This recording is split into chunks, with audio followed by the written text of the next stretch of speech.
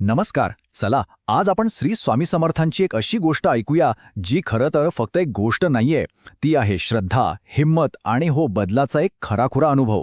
आणि मला खात्री आहे ही गोष्ट कुठेतरी आपल्या प्रत्येकाच्या आयुष्याला स्पर्श करून जाईल. पण कधी असा विचार मनात आलाय की एखादी साधी गोष्ट खरंच आपलं आयुष्य बदलू शकते? म्हणजे हे शक्य आहे का? चला आज आपण या कथेमधूनच या प्रश्नाचं उत्तर शोधूया. बघूया तरी यात आपल्यासाठी काय दडलंय.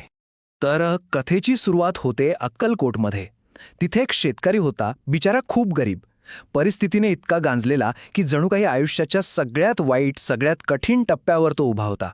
अहो, तो माणूस दिवस रात्र शेतात राबायचा, घाम गाळायचा, मेहनत तर इतकी की विचारायलाच नको. पण म्हणतात ना, नशिबाची साथ नसेल तर काय करणार? त्याच्या कष्टांना काही केल्या फळच मिळत नव्हतं. आणि मग काय, मेहनत वाया जाते. म्हणजे डोक्यावर कर्जाचा डोंगर वाढतच चालला होता दिवसेंदिवस. तो अक्षरशः त्या कर्जाच्या ओझ्याखाली दबून गेला होता, पुरता दबून गेला होता.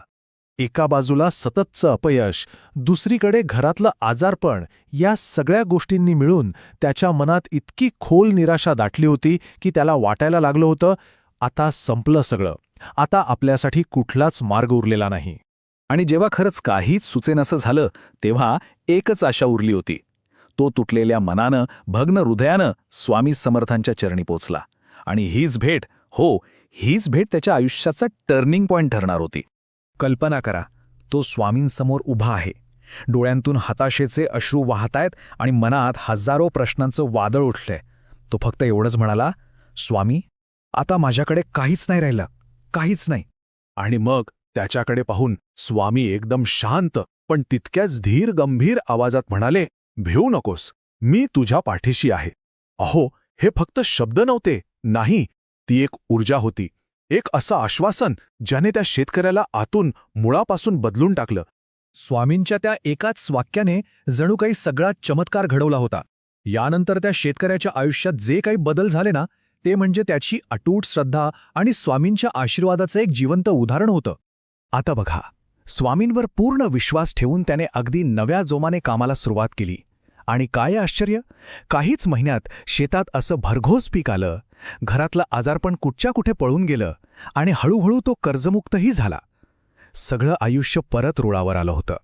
पण एक मिनिट, खरा चमत्कार हा पैसा किंवा ते भरघोस पीक नव्हतं. नाही, खरा चमत्कार होता त्याच्या मनात झालेला बदल. ती जी निराशा होती ना, तिची जागा आता एका सकारात्मक ऊर्जेने आणि जबरदस्त आत्मविश्वासाने घेतली होती. आणि या गोष्टीतूनच स्वामी समर्थ आपल्याला फक्त धीर देत नाहीत, तर जगण्याचे 3 खूप महत्वाचे, खूप मोलाचे नियम शिकवतात. यातला पहिला नियम आहे, कोणतंही संकट, कोणतीही अडचण कायम टिकत नाही. दुसरा नियम, श्रद्धा आणि संयम म्हणजे सबुरी ठेवा. आणि तिसरा, जो सगळ्यात महत्वाचा आहे, मेहनत करणं कधीच सोडू नका. खरं तर स्वामींचा खरा चमत्कार हीच तर शिकवण आहे, नाही का? बरं, आपल्या मनात आलेली ही सकारात्मक ऊर्जा टिकवून ठेवायची कशी? तर त्यासाठी त्या शेतकऱ्याने एका अत्यंत शक्तिशाली मंत्राचा आधार घेतला. तो मंत्र होता श्री स्वामी समर्थ. आता हे फक्त एक नाव किंवा नामस्मरण नाहीये, तर हे एक साधन आहे स्वतःच्या मनात हिम्मत आणि पॉझिटिव्ह एनर्जी निर्माण करण्याचं. जेव्हा आपण श्रद्धेने याचा जप करतो तेव्हा आतून एक वेगळंच बळ मिळतं.